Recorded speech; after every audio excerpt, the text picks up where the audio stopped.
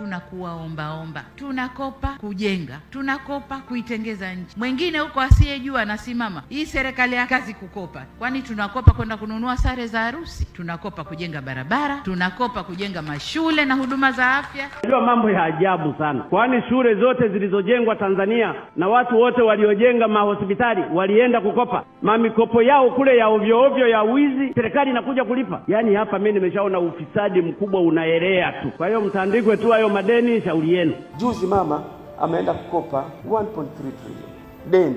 Hivi ipi bora?